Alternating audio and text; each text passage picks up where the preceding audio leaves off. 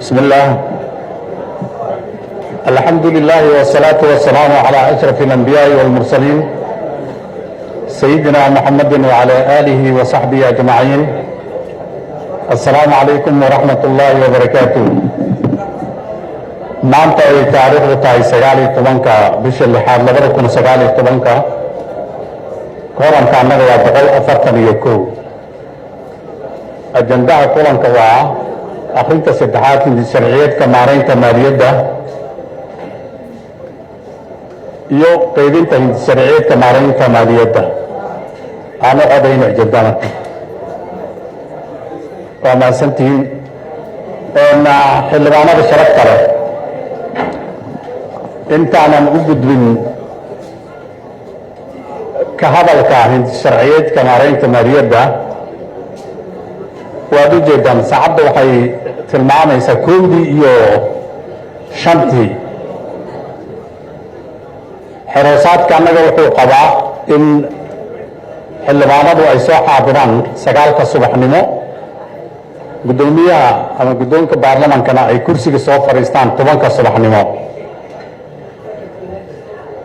baarlamaankan tiradiisii golaha shacabku waxay ka koobmaysaa 275 oo lagu daray madaxweynihii hore 276.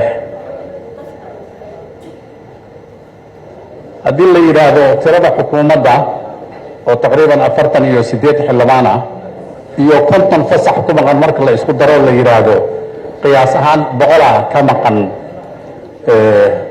golaha shacabka waxaa la rabaa inay xaadir noqdaan 175 marna lama weyn karo kooram 175 haddaan ka qaadno. halkan waxaa noo yaalla shuruuc muhiim u ah dalka ayna muhiim tahay kalfadhigan in shuruucdaas dhammaantood la wada ansixiyo. inta dooda iyo aanan bilaaban sharciyeedka waxaan idiin sheegaya qodobka 23aad ee xeeroosaadka golaha shacabka faqradiisa 12aad ayaan isticmaali doonaa wixii hadda ka dambeeya oo ah in qofka sabab la'aan maqnaada loo gudbiyo guddiga anshaxa markaa kadibna sida xeerka uu qorayo wixii markaa buugga dhexdiisa ka soo baxa asagana uu ku qanco.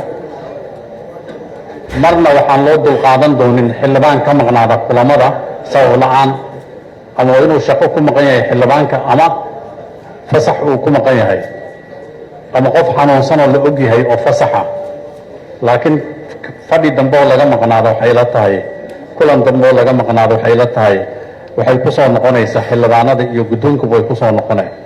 sidaa daraaddeed waxaan ku qasbannahay xildhibaanada kulankan ka maqan iyo kulamo kale ka maqnaa magacyadood inaan halkan ka yeedhino si ay u ogaadaan deegaanadii laga soo doortay xildhibaanadii ku maali lahaa golaha shacabka inay halkan ka maqan yihiin. sidaa daraaddeed waxaan leenahay habdhowraha waa inuu yeedhiya liiska uu xirmaya oo xildhibaanada saxiixa liiska wixii ka dambeeya waxaa lagu wareejinayaa xafiiska guddoomiyaha baarlamaanka. 5 sacna 1 sac haddii lagu daro 5 sac inuu furmo waaye kulanka. guddiga anshaxa ee halkan fadhiya waxaan u sheegaynaa liisaska waa laydinku soo wareejin doonaa idinkaa laydinka rabaa wixii saxa iyo wixii qaldan inaad saxdaan laakiin habdhowrayaasha waxaan u sheegaynaa liisaska la yeedhinaya hadda waxaa ku jira gudoomiye ku-xigeenka baarlamaanka gudoomiye ku-xigeenkii labaad oo baarlamaanka oo fasax ku maqan iyo waxaa maqan iyo gabadhii ilaahay caafiya Zainab Xaamir oo iyadana ay xanuunsanayd. marka waxaan idinka rabnaa idinku laftiina inaad shaqadiina saxdaan.